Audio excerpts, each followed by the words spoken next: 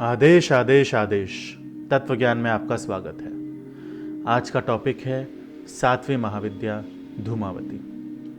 धूमावती वो अज्ञात, वो अज्ञान की एक स्टेज है जिसके बाद बगलामुखी प्रकट होती है, वो ज्ञान प्रकट होता है, वो पराज्ञान प्रकट होता है। धूमावती आप ऐसे समझिए, ये वो स्टेज है।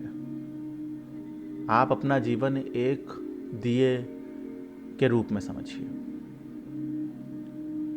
जब दिया जलता है तो प्रकाश होता है, वो प्रकाश बगलामुखी है। लेकिन वो स्टेज जो जीवन से पहले और मृत्यु के बाद, जो जीवन से पहले और मृत्यु के बाद की स्टेज है, वो धूमावती की है। सब अज्ञात है, अंधकार है। वो विद्या, वो महाविद्या धूमावती है।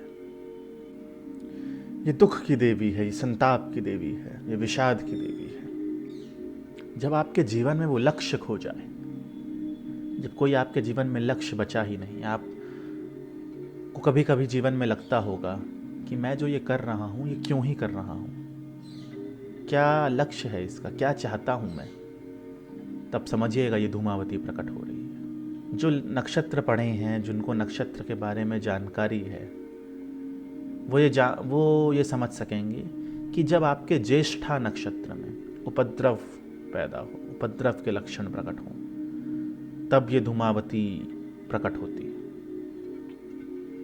ये महाकाली का वृद्ध स्वरूप है, ये भी अंधकार की देवी है।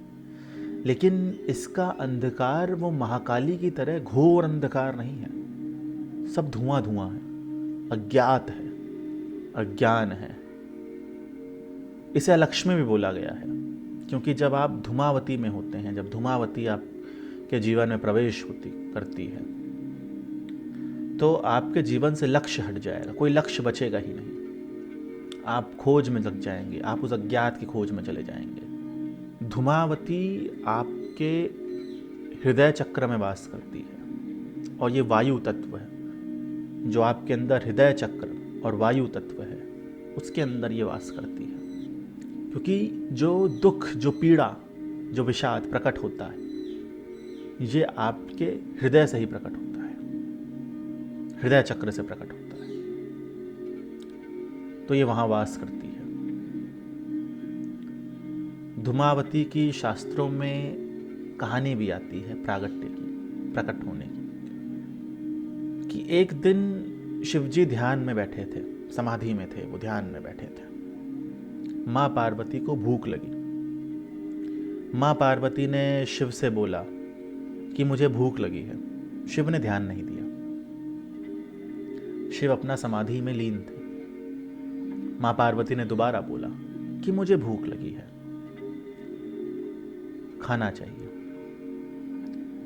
शिवजी तो लेकिन समाधि में थे, तो उन्होंने फिर इग्नोर करा और अपना ध्यान में लीन रहे। अब मां पार्वती को गुस्सा आ गया और मां पार्वती शिवजी को ही निकल गई। इसलिए ये विधवा है, धूमावती एक विधवा रूप में विराजमान है। इसलिए इसके पास ज्ञान नहीं, क्योंकि शिव को ही निकल गई, जो ज्ञान था उसको निकल गई। तो आप ऐसे समझिए, बाहरी रूप में ज्ञान नहीं है, लेकिन आंतरिक ज्ञान तो है। तो यह ज्ञात की देवी है, यह ज्ञान की देवी है। ये इकलौती ऊर्जा है जिसमें कोई आकर्षण नहीं है। ये इकलौती महाविद्या है जिसमें कोई आकर्षण नहीं है, कोई ज्ञान नहीं है। इसे ज्येष्ठा भी बोला गया है, इसे ज्येष्ठा भी बोला गया है। अब ज्येष्ठा क्यों बोला गया? क्योंकि ये वो स्टेज है, ये वो समय है। पहली बात तो ये समय के परे है। जब सृष्टि का निर्माण हुआ भी नहीं था, ये तब से है। ये शक्ति, ये ऊर्जा, ये तब से है। ये नाद ब्रह्म से पहले, ये निहि शब्द से पहले, ये शब्द से पहले, सृष्टि के निर्माण से पहले, समय के पहले, इन सब के पहले धूमावती है। जब कोई लक्ष्य नहीं था, जब पहला स्पंदन हुआ भी नहीं था, ये उसके पहले की महाविद्या है, उसके पहले की ऊर्जा है। ये एक शमशान की विद्या है, ये एक तामसिक विद्या है, ये तमस के उस पार की विद्या है। भूत पिशाच प्रेत इन सब की देवी है। तो जो लोग वशीकरण जानना चाहते हैं, जो वशीकरण सीखना चाहते हैं, जो मारण मोहन उच्चाटन सीखना चाहते हैं, उसकी विद्या ये धूमावती है। धूमावती जब आपके अंदर प्रकट होती है तो आप बहुत गहरे विषाद में चले जाएंगे, बहुत संताप में चले जाएंगे, जीवन से रस चला जाएगा, आपके सुख चला जाएगा, आपके अलग ही वैराग्य होगा, ये विषाद होगा, किसी चीज में मन नहीं लगेगा आपका, वो डिप्रेशन आपके अंदर आ जाएगा। लेकिन अब बात तो यह आती है कि इसकी साधना में कोई जाना ही क्यों चाहेगा। पहली बात तो आपको समझनी पड़ेगी, ये एक स्टेज है, इसके बाद बगलामुखी प्रकट होती है। तो आप ऐसे समझिए, जितना आपको अभी तक ज्ञान था, ज्ञान है, जो भी आपने इस संसार में ज्ञान अर्जित करा, जब धूमावती प्रकट होती है ये सारा ज्ञान चला जाता है, ये सारा ज्ञान खत्म हो जाएगा। सब आप अज्ञात में चले जाएंगे, अज्ञान में चले जाएंगे। क्योंकि ये जो आपका, आप ऐसे समझिए, आप एक कंप्यूटर हैं, तो कंप्यूटर को फॉर्मेट मारना तो जरूरी है ही है कि जब आप उसमें नई फाइल, नया ज्ञान, नया अपडेट करेंगे तो, क्योंकि अज्ञात से ही ज्ञात प्रकट हो सकता है, बिना अज्ञात के ज्ञात प्रकट हो ही नहीं सकता, और बिना अज्ञान के ज्ञान प्रकट हो ही नहीं सकता। तो अगर जीवन में ज्ञान चाहिए तो पहले अज्ञान आना चाहिए आपके अंदर। पहले जो भी आपने सीखा आपको उसको हटाना पड़ेगा, उसको भूलना पड़ेगा। जो आपको ज्ञात था उसे अज्ञात करना ही पड़ेगा। लक्ष्य आपके जीवन में आने से पहले अलक्ष्य आता है, अलक्ष्य से ही लक्ष्य मिलता है। तो जो काली को समय की विद्या बोला गया, तो जो महाकाली को ज्ञान मिला, वो क्रोध से, वो महाकाली को वो ज्ञान मिला, वो कहां से मिला? वो धूमावती से मिला, वो अलक्ष्य से मिला, वो अज्ञात से मिला, वो ज्ञान से वो ज्ञान मिला है महाकाली को। तो आपके जीवन में अज्ञात और अज्ञान की एक बहुत गहरी महत्वपूर्णता है। तो ऐसा जरूरी नहीं कि आपके जीवन में अगर दुख, संताप, अज्ञात, अज्ञान आ रहा है, डिप्रेशन आ रहा है, तो वो गलत ही हो। आध्यात्म में दुख, संताप आना जरूरी है। ये प्रथम स्टेज है आपके आध्यात्म के अंदर प्रकट जाने के लिए। दुख के 4 देवता बताए गए हैं, रुद्र, यम, वरुण और नरुत्य।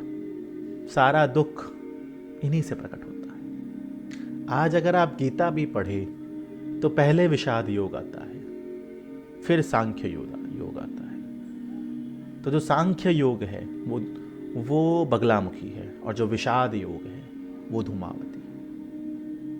पहले तो वो अंधकार आएगा ही आएगा, वो धुंधलापन आएगा ही आएगा, तभी तो वो प्रकाश प्रकट होगा। तो जब आप धूमावती की साधना में जाएंगे, जब धूमावती प्रकट होती है तो आप, वो अंधेरा तो रहेगा, लेकिन ये वो घोर अंधकार नहीं है महाकाली की तरह। आप अज्ञात में हैं, अज्ञान में हैं, लेकिन आपको फिर भी एक सपोर्ट सा मिलता रहेगा, इसलिए वो धुआं है, वो धूमावती है। वो अज्ञात ऊर्जा, वो अज्ञात सपोर्ट जो आपको देगा, वो धूमावती है। जब आप अज्ञात की खोज में जाते हैं तब आप धूमावती की खोज में जाते हैं। आज बुद्ध के जीवन में अज्ञात प्रकट हुआ, ज्ञान प्रकट हुआ, धूमावती ने प्रवेश किया, वो डिप्रेशन प्रकट हुआ, वो संताप आया, वो विषाद आया, तभी तो वो अध्यात्म की यात्रा में कदम रख पाए। वरना राजमहलों में जन्मे, जब उन्होंने मृत्यु देखी, उनके मन में यही सवाल आया, यही सवाल उत्पन्न हुआ कि आज जो मैं ये सब देख रहा हूं, इस माया के जाल में, इस जंजाल में मैं जो फंसा हुआ हूं, इसका तो कोई मतलब ही नहीं है। अगर मुझे मरना है तो इसका तो कोई मतलब है ही नहीं, तो क्यों ही जन्म हुआ। वो ज्ञान में चले गए, वो ज्ञात में चले गए, वो डिप्रेशन आ गया उनके अंदर। और फिर क्या किया, भगवा पहन के चले गए अध्यात्म की यात्रा के लिए। तब जाकर उनके अंदर वो बगलामुखी ने प्रवेश किया और वो फिर ज्ञान पराज्ञान सब प्रकट हुआ। तो जो ब्रह्मांड के बनने से पहले की ऊर्जा है वो धूमावती है। आज अर्जुन तो क्षत्रिय था, तो उसके जीवन में ये सवाल क्यों ही उत्पन्न हुआ कि मुझे युद्ध नहीं लड़ना। आखिर उसने तो वचन लिया ही था कि मैं कौरवों का विनाश कर दूंगा, मैं धर्म के लिए लड़ूंगा। लेकिन वो फिर क्यों उस विषाद में चला गया, क्योंकि वो धूमावती जीवन में प्रवेश कर गई। और धूमावती प्रवेश करने का कारण क्या था, जिससे वो उसे ज्ञान, वो पराज्ञान कृष्ण दे सके, वो गीता दे सके कृष्ण उसको। तो विषाद योग इसीलिए प्रकट हुआ, इसीलिए विषाद योग के बाद सांख्य योग आता है गीता में।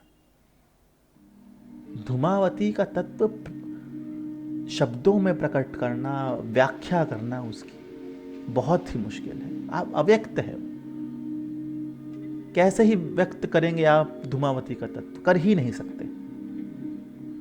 ये ऐसा तत्व है, ये तमस के पार का तत्व है।